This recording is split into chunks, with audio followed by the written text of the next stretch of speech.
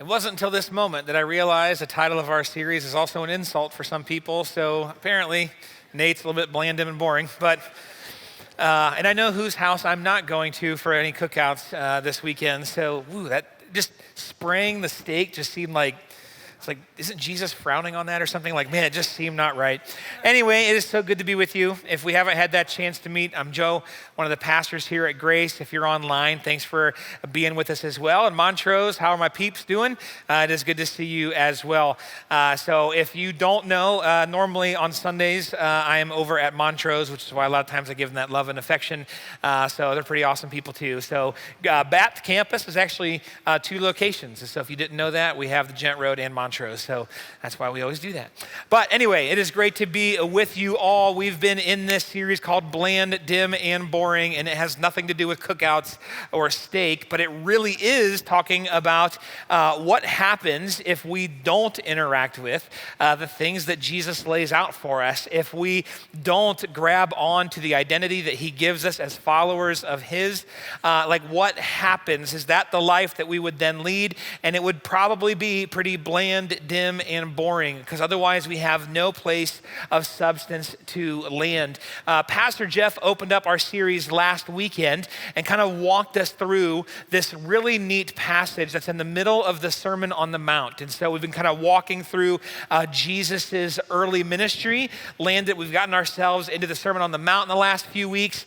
And then this series is kind of zeroing in where Jesus says you are the salt of the earth and the light of the world, right? And if we're going to be salt and if we're going to be light, then that's going to lead us to a pathway of life. But if we're not, then that means that the opposite's probably going to happen, where our life is going to be a little bit more bland and a little bit more dim. And what do we do with that? And who is in charge of making sure that we can kind of land in either category? So Jeff walked us through some of the motivations that Jesus had for kind of laying that out for us. He laid out some of the struggles that we have to believe our actual identity, because we're just hit all the time with different messages from whether it's media or maybe you have people in your life that talk down to you all the time. Maybe you just have a lot of negative self-talk going on. Whatever it is, a lot of times we'll start to believe these things about us that aren't even true, when in reality, Jesus is trying to help establish that as a follower of his, there's actually an identity that you can have full confidence in, that he has made you to be, that he is working in you, and being salt and light is one of those things. One of my favorite pieces that came out of last weekend was this idea that Jesus is less interested in your last failure than he is in your next surrender. A lot of us can get stuck worrying about and dragging our feet through our past and thinking we're not good enough, we're not worthy. Jesus can't forgive that level of issue or sin. And somehow, some way, we're the exception to the rule because we won't get out of ourselves' way when it comes to our past. When in reality, the way that Jesus works is he's saying, take a step forward, trust me, I'm the God of forgiveness, I'm the God of mercy. Let's walk forward. Let me show you a different path. Will you surrender yourself to me and let me show you what life looks like? And so as we talk about being salt and light, that's where we're going to kind of find ourselves, as Jesus is encouraging us to grab a hold of who we were actually made to be as someone that has chosen to follow him. Now, if you're sitting here or listening and you have yet to say, I know I want to follow Jesus, where I think this will be encouraging for you is this is going to be right out of the mouth of Jesus, who we're called to be as his followers. And so you'll get insight as to what it means to be a follower of Jesus. And I think, and I even pray, I'll be honest, that you would find life-giving message in that as well, and that you'd realize it's worth giving yourself to also. So our key passage for this particular series is in Matthew 5. We're going to take a look at a couple of those verses right now. Verse 14 and 15, Jesus says this really pivotal statement: you are the light of the world. Like a city that's on a hilltop that cannot be hidden. No one lights a lamp and then puts it under a basket. Instead, a lamp is placed on a stand where it gives light to everyone in the house. In the same way, let your good deeds shine out for all to see, so that everyone will praise your heavenly Father. This is really important, and maybe we understand the metaphor, like, okay, I'm light, okay, there's a world, I should put my light into the world. Jeff walked us through those identity pieces last weekend. If you missed that, it's online, it's always on our podcast app, stuff like that. But you're like, but what do I do? How do I actually be the light? I can't just walk into a scenario and like, I am light, I am light, I am light, I am like, that doesn't work. In fact, that's awfully weird. Like, you can't do that, right? You might get arrested in some areas. It's just the way that plays out. There's something tangible here that Jesus is trying to help us understand. It's not a metaphor. And while believing and understanding your identity is pivotal and foundational to this concept, it's not even just about believing it. So what is it that we're supposed to do? You see, in our world, there are lots of places, right, where hope is hard to find. And if we're being honest, we have no idea what to do about it. A lot of us would love to make a difference. A lot of us would love to make an impact, but we don't know how. Or we feel like what we can do is so small, we wonder if it's even worth it. And when we look around and we see darkness in our world where maybe the light that Jesus is talking about could enter in, we're like, I don't know how to do that, and I'm not even sure if I'm the one that should do that, and it leaves us in a place of inaction. And some of us, this hits super close to home. Some of us, we're sitting in the room or watching right now, and the people that live under our same roof that aren't here with us now are a part of the darkness that we experience in this life. Some of us, it's the classrooms that we walk in or the workplaces that we walk into, that the moment we step foot through those doors, you don't understand the temptations that are running my way. You don't understand the only way for me to have a friend, the only way for me to get ahead, the only way for me to actually make a sale, the only way for me to, you fill in your blank, is to step deeper into the darkness. I have no idea how to be light in those scenarios. And then certainly our neighborhoods, our city has dark places. Places where nothing good seems to be happening, where being underprivileged, being oppressed, being under the thumb of poverty, feeling stuck in life, feeling like addiction has taken over your life feels like the norm, and you have no idea how to break that cycle yourself, let alone to see it break for a community.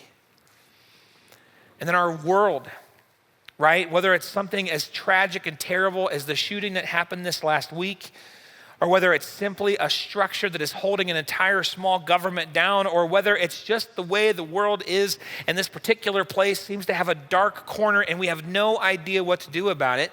We look at all of that, and then we hear Jesus say something like, well, you are the light of the world. We're like, I don't know how to even start navigating what it means to engage my world as the light. So that's what we're going to get into today, right? We're going to get into a lot of this idea of how do we bring the truth of Jesus saying we are the light of the world into either one of these super close or even one of these super far away dark places around us where hope is hard to find. So let me just kind of walk you through where we're headed, right? We're going to say, where's the light needed, right? Where do we actually need to take it? How do we understand that I am the light? What does that even mean? And then how can we go about it, right? So just you're kind of tracking with me, that's where we're going to head. And so the first thing is, where does light need to go, right? This should be the most obvious question. If I asked audibly, if I wanted you to put it in the chat box right now, where should light go? It's to the dark places, right? Where is hope hard to find? Now, there can be lots of reasons why hope is hard to find. I actually just got back from Guatemala this last Thursday. We, as a church, are starting a new partnership in Guatemala. It was a phenomenal trip. I'd love to tell you even more about it sometime later. But it's all started, ironically, with some darkness happening in Haiti. Right now, as an aside, Haiti is struggling. That whole country is just shy of being gang-led.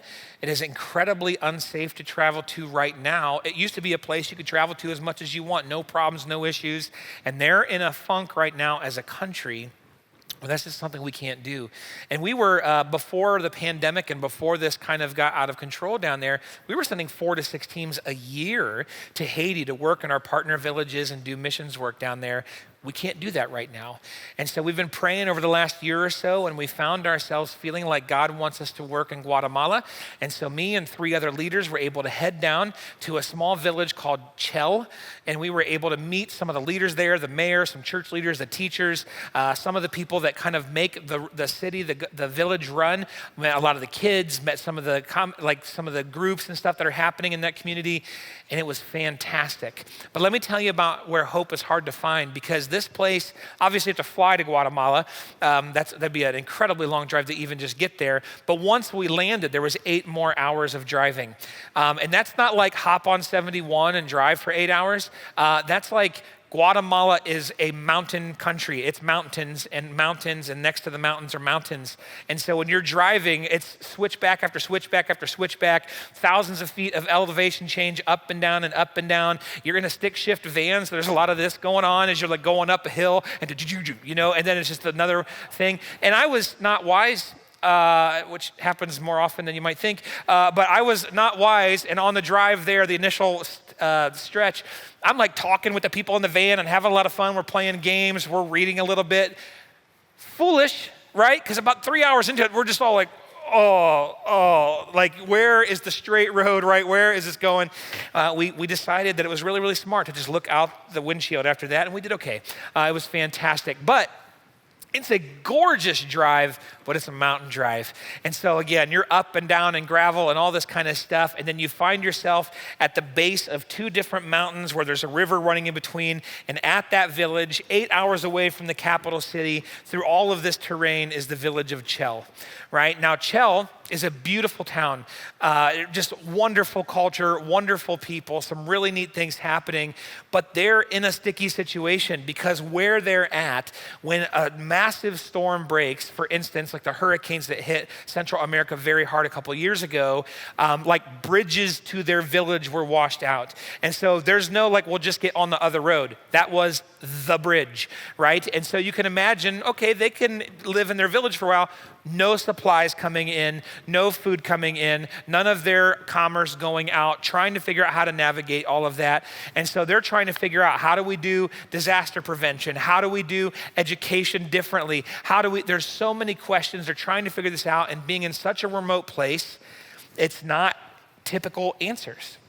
And so they've been working on it together as a small town.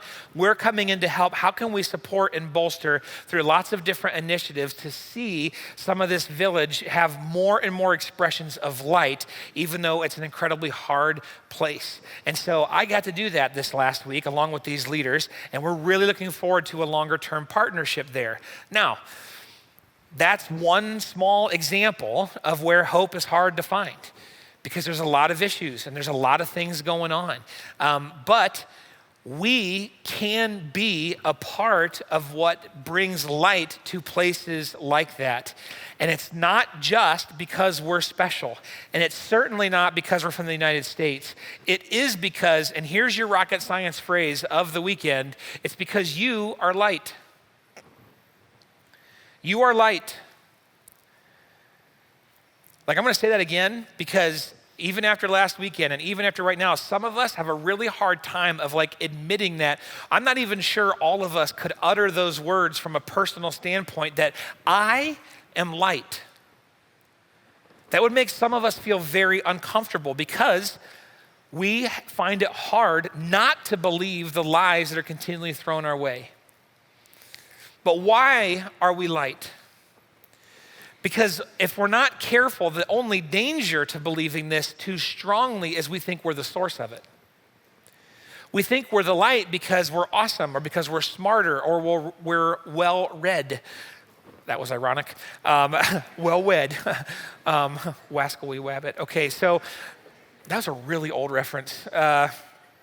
Some of you are like, that's my childhood. Some of you are like, what are you talking about? That's okay. But we think that we deserve the status of being light. I'm smart, I got it together, I spend my money correctly, I handled it, I haven't found myself in a lot of trouble, I'm not stuck in life's mud, therefore it's obvious why I'm the light, and that has nothing to do with it. You see, the reason that we're light, Paul explains it here in Ephesians chapter 5. He says, imitate God, therefore, in everything you do, because you are his dear children. Live a life filled with love, following the example of Christ. For once, you were full of darkness, but now you have light from the Lord. See, a lot of us, we don't do it on purpose. It's something we accidentally just kind of find ourselves slipping into. But a lot of us, once we follow Jesus, we start to experience some of that light. We start to see other people not have it. We start to separate. We're like, wow, there's a lot of differences there. Wow, I have light, they don't. Gosh, I'm kind of better than them. And we kind of slip into that temptation if we're not careful. It's natural, but it's also incorrect because once you were full of darkness. I was certainly full of darkness. I've told some of you before, my wife was warned not to date me. That's how full of darkness I was before she met me, right? Like there are times in our life when we look back, especially those of us that have decided to follow Jesus before he started working in our life, where there's tons of dark moments. And the only reason that we have light now is because someone showed us the light. Someone brought the light into the dark place that was us. And so Paul is reminding us in this passage, hey, once that was you. Once you were in that village, once you were that neighborhood, once you were that family, once you were that individual that desperately needed light to show up and begin to transform you. Now that you've given your life to Christ, you have the light from the Lord. And that makes that statement, you are light, incredibly true. But the important part of this is remembering, where did that come from? And if we can remember that that light comes from our dependence and our life in Jesus, then we can truly be the light of the world. Now, if we're supposed to take it to the dark places, and the it in this scenario is us, we're the light, the question still remains, what do we do? Well, thankfully, Paul gives us a wonderful passage that I'm going to walk through a little bit quickly, but I got to be honest, if you get nothing else out of this weekend, mark this passage down and read it like 40 times this week. And allow what God is trying to get across and imprint into your heart, let that just cement itself there so that this becomes a more natural way that we think on the regular. That we're actually willing to put ourselves in the situation that we would live a light-filled life in this way. It's in Romans chapter 12. Romans chapter 12 is one of my favorite chapters in the whole scripture, by the way. But Romans 12, starting in verse 9, says this: don't just pretend to love others. Pause. We could talk for weeks on this one phrase. Don't just pretend to love others. Have you ever noticed in our culture today, there's almost this like, hey, moron, you're supposed to be loving people more mentality? Like, I'm not gonna love you because you're not very loving, but you're supposed to be loving, so you better start loving because otherwise you're more, I mean, it's like this weird cyclical thing that's really hard to pick up, but that's because that version of love is not love. That's simply, if I like you, and if I don't like you, I don't. That's not love. But we slip into that very, very quickly. It's also odd, maybe you're not like this, but some of us, we say I love you at really weird times. We have a really hard time sometimes like calling up dad or mom or a family member or a brother and like telling someone that's close to us like, I love you, and it's not just a greeting or a goodbye. We're like, no, for real. You're one of the people in my life that I appreciate and value and love the most. We have a hard time sometimes telling people that we're close to that statement, but we love pizza. I can say that all day long. I love pizza, right? I love the Browns. I love my Buckeyes, right? I love days like this weekend where you can roll the windows down and stick your arms out and just try. It's like perfect, right? I love those days. We can say love at meaningless times, no problem. And we can't hardly get ourselves at times to say love when it counts. And then sometimes as a culture, we argue that love is something that really isn't even love to begin with. And here's Paul just saying, simply put, don't just pretend to love others. Don't pretend. Really love them. He gets into how we do that. So hate what is wrong. Hold tightly to what is good. Love each other with genuine affection. And take delight in honoring each other. Never be lazy, but work hard and serve the Lord enthusiastically. Rejoice in our confident hope. Be patient in trouble and keep on praying. When God's people are in need, be ready to help them and always be eager to practice hospitality. Bless those who persecute you. Don't curse them. Pray that God will bless them. Be happy with those who are happy and weep with those who weep. Live in harmony with each other. Don't be too proud to enjoy the company of ordinary people. And don't think you know it all. Never pay back with more evil. Do things in such a way that everyone can see you are honorable. Do all that you can to live in peace with everyone. If you were ever going to get a tattoo, maybe get that like backwards up and down your arm so that you look in the mirror, you can read it. Can you imagine if our households were full of that?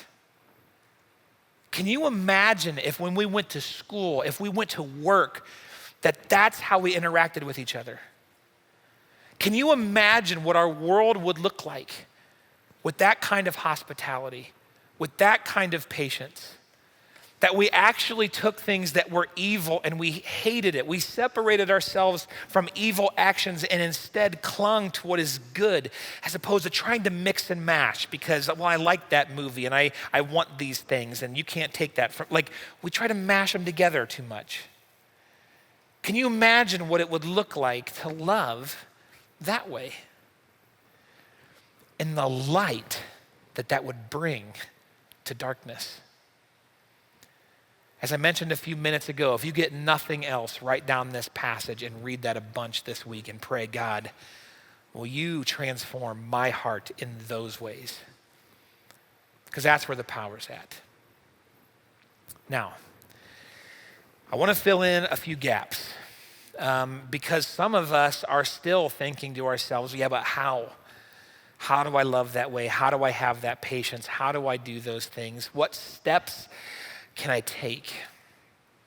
Because I don't want to just walk out of here. I don't want to just log off and figure out, like, I guess I'll just walk in and do the whole I am light thing because I don't know what to do. And I think God gives us some handles on how to take care of this, not only through passages like that, but also through watching other believers who were like that person when they show up. As they live their life, they bring light. And how can I mimic and imitate that? So as I was praying through these passages and thinking through this, I wrote a couple of things down that I think would be helpful mindsets as we think of how do we bring light into the darkest places. The first one, and these are going to be simple, but I think pretty profound, is through partnership. Too often, we think that we have to do things on our own, that you have to be the hero, that I have to be the hero, that I have to fix my family, that I have to fix my neighborhood, that I have to fix my city, that I have to make sure that these places all around the world know who Jesus is, and we over-shoulder the burden to do those things. But one of the greatest ways to bring light into our world is actually by exercising something that Jesus himself prayed for, and that's unity. That's working together with other people to get something done or to help something move forward.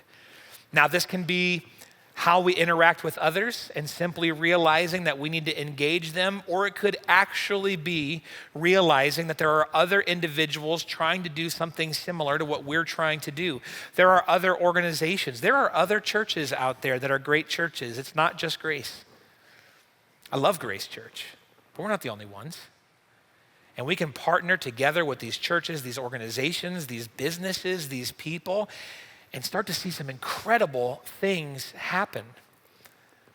One of my favorite stories of something that happened a couple of years ago in one of our last teams that went to Haiti was when one of our adult teammates hopped off the tap, one of the kids that is sponsored by a family here at Grace ran up to the truck and said, "Is Brent here?"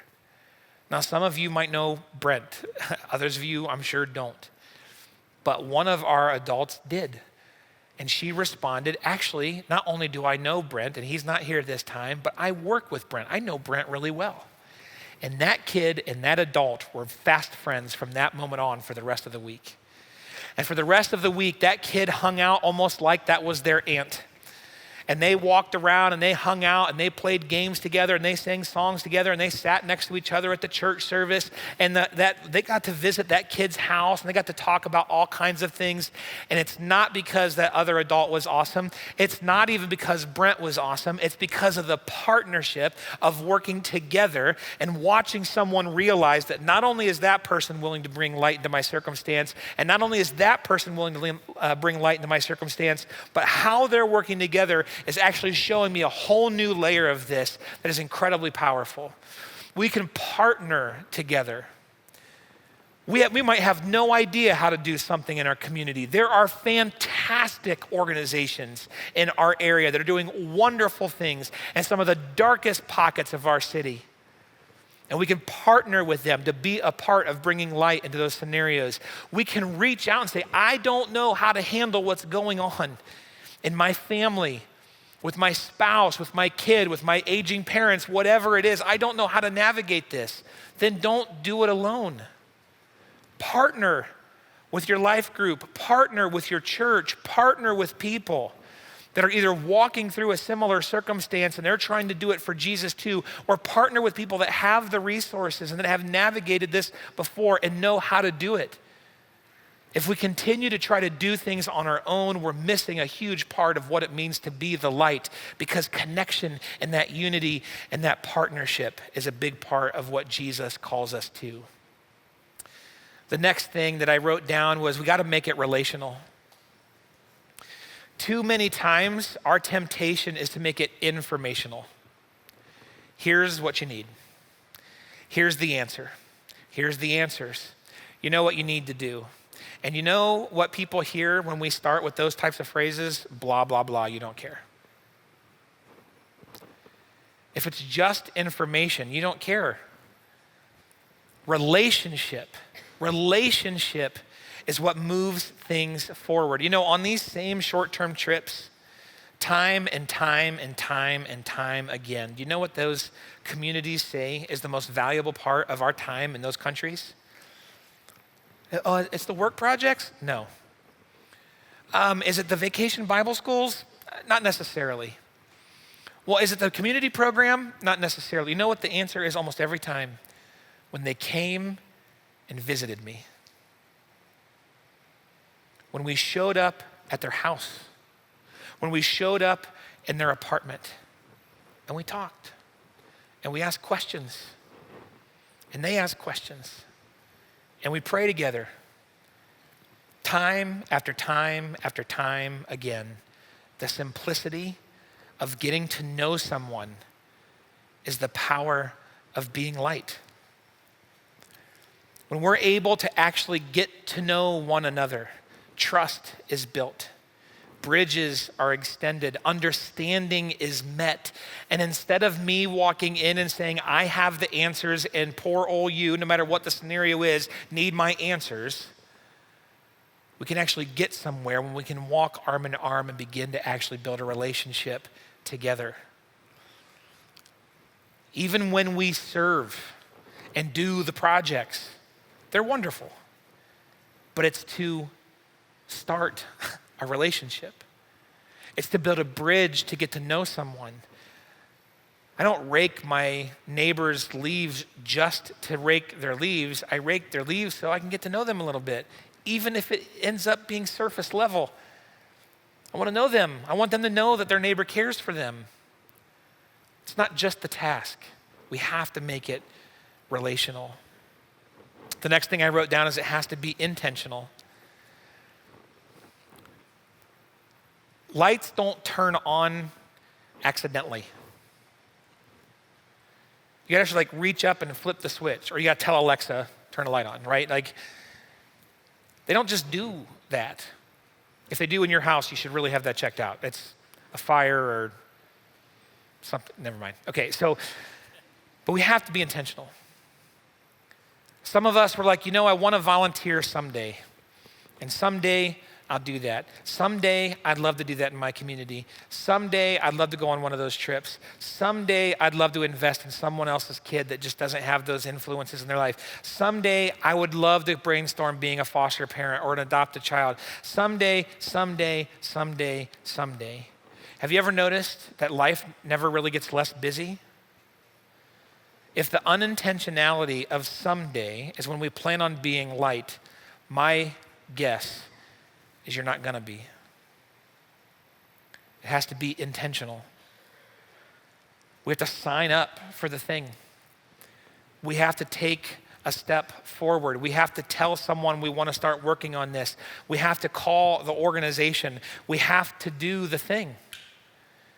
Joe, I want to go on one of those trips next year. Okay, let's talk. Let's talk about how you're going to raise a few funds or start putting some money aside. Let's get you into the trainings and let's make sure you have a wonderful experience. I think I want to start helping in my neighborhood. Excellent. Let's make the phone call. Let's find out what day of the week works for you. There's a couple that is a part of our church. Their names are Ben and Tanya. They moved down to Costa Rica this year for language school. They're going to move to Mexico next year to be cross-cultural missionaries. They had never done a mission trip before. They had never thought about missions. They were normal people. I don't know what normal means, but they were normal.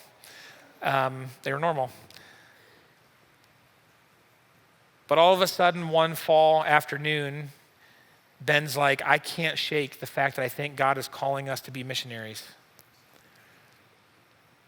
He started talking about it with his wife and his 3 little kids, and they were like, this doesn't seem normal. This has not been on our radar. We have no idea what we're doing. And you remember that dark period in our history called quarantine? Oh, it's terrible. But you know what they did during quarantine? I gained the COVID-19. You know what they did?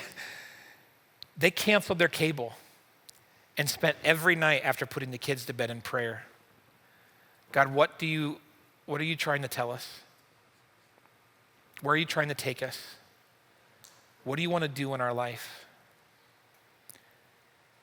So intentional. It wasn't haphazard.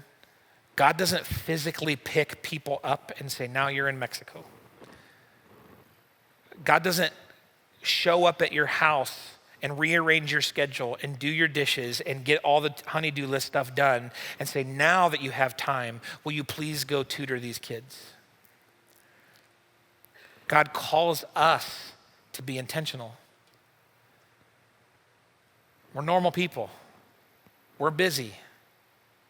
You're busy. If God's nudging you, calling you, wanting you to be light, then he'll work that part out. But we have to take the step forward. The next thing I wrote down is steady and consistent is way better. It's not always about the big splash. A lot of times we want to do something big. We want to do something grandiose. We want to serve big. And nothing is wrong with what I'm about to say, but over the last 15 years or whatever that I've been a pastor, I've gotten hundreds of requests. And again, nothing wrong with this. And they want to do a service project. And what is 99 times out of 100 meant by that is, I want to serve one time on this one day that I happen to be available. What do you got? And again, nothing wrong with that. But do you know what brings light to dark places? It's consistently being there. Can you imagine if the lights in your home worked once a year and they were the brightness of the sun? Oh, today's the day, you know, like, and then the next day they don't work anymore. But you got the one really cool big day of light. Wouldn't you much rather have mediocre light every day in your house than one day of awesome light? Sometimes we don't step into things because we don't think we're awesome enough light. And first of all, I'll remind you, Jesus is the light in you, not you. So that part's covered. Second, people in these dark places need consistent light.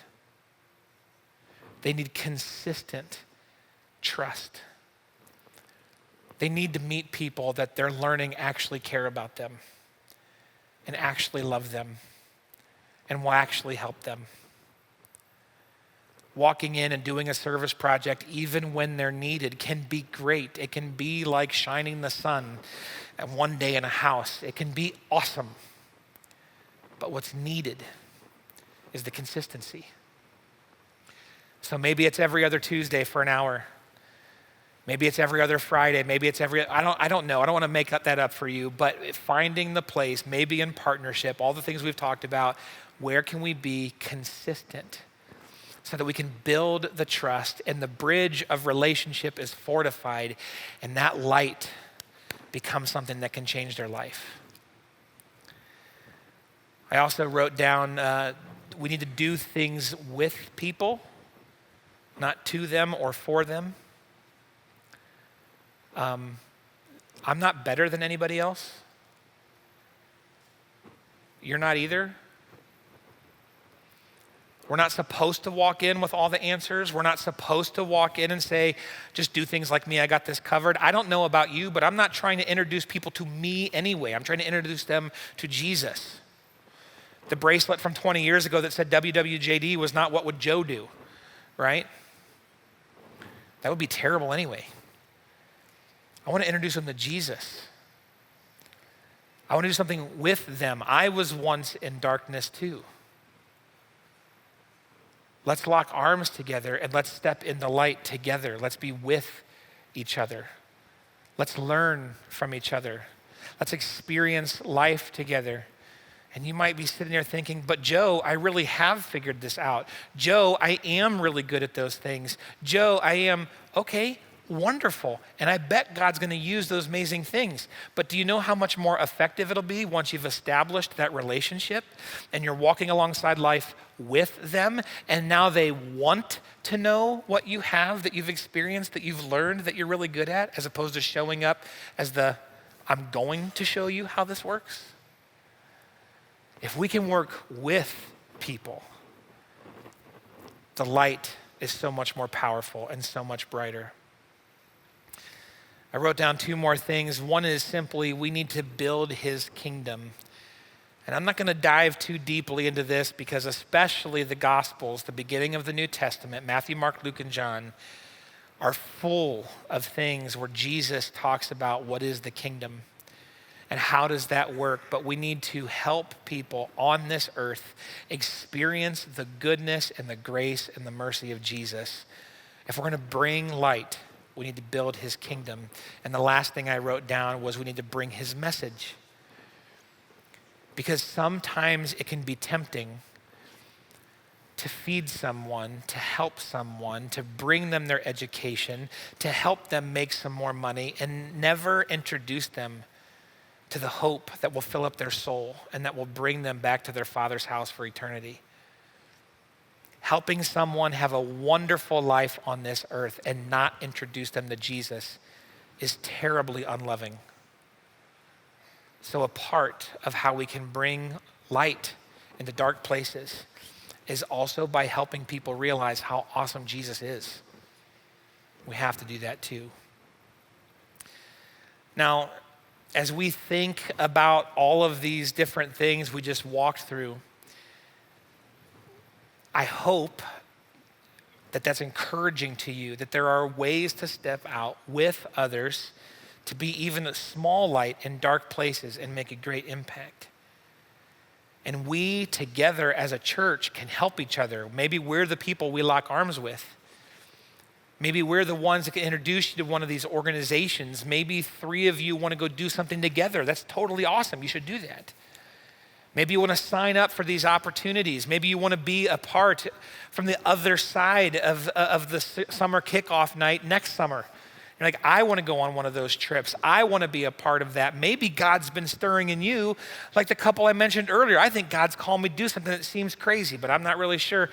If God is encouraging you to do those things, let's step into that. And we want to help you take those steps, to learn and explore what God is asking us to do, to learn and explore what being light is, to take those steps of faith, no matter how small we feel like our light might be, and begin to experience what it would be like to insert it into one of those dark places. Let's take those steps together. Let's do that. Now, my guess is that a few of us still feel like, but seriously, Joe, I don't know enough. I can't do this. I'm not sure how I could possibly step into any of those things. I want to encourage you with one last idea.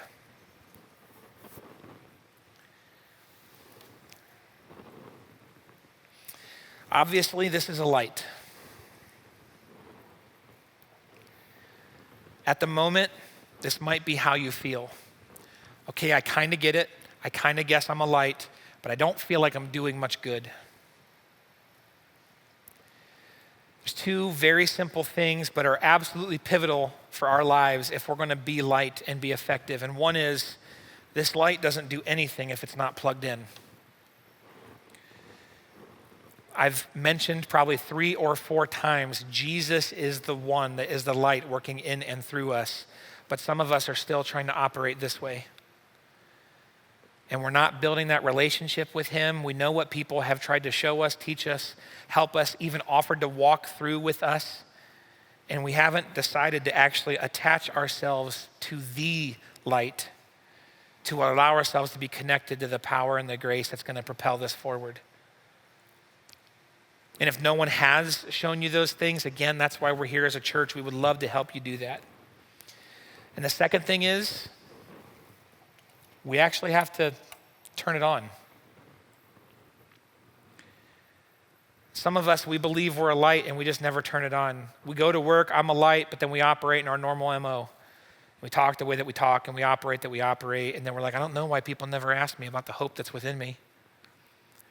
And we show up to school and we tease the same people and we cheat on the same test and we treat our girlfriend or boyfriend that way and we sign up for all these different things. And I don't know why they never ask if they want to come to youth group with me. It's weird.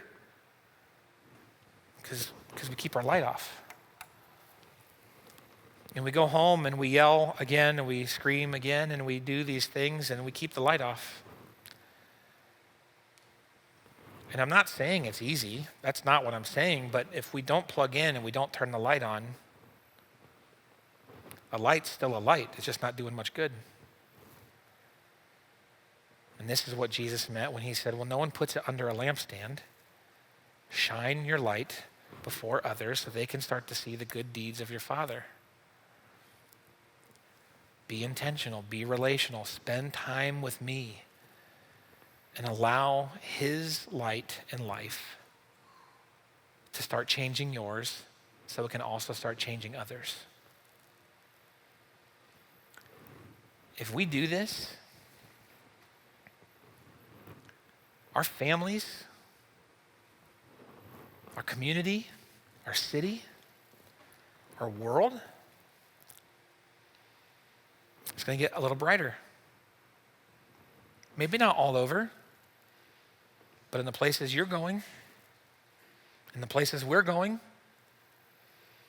we're going to do everything we can, even if hope is hard to find, to bring light to dark places. And if we do this together, bland, dim, and boring will not describe us, but life change, eternity change, family restoration, addiction broken, purpose in life discovered. The list goes on and on and on of how Jesus will change our worlds. You are the light. The band's going to come out and they're going to lead us in a time of music and singing. And I just want to encourage you to go to the Lord, plug yourself in. Ask him specifically, even right now, what are you asking me to do? What are you asking me to change? What's the mindset? Because it's there. If you've decided to follow Jesus, he is already in you, ready to empower you to be the light that you're called to be. It's already handled. We just have to turn the switch on. Just got to plug in. As they come out and they lead us in this time, will you pray with me? Father God, there is a lot of darkness in our world. It's a sinful world. We're really good at spiraling downhill sometimes even individually, let alone together as a culture at times. But Lord, when your light shows up, it changes things. The darkness is expelled, that we are able to see you more clearly and life is available. And Lord, for those of us that have already decided to follow you, we are also the light alongside you. And when we bring your goodness and your grace, your mercy and your love and your patience to the table, we slowly but surely help that darkness be removed from those areas as well. And so maybe it's our family, maybe it's signing up to finally build that relationship in our community, whatever it is.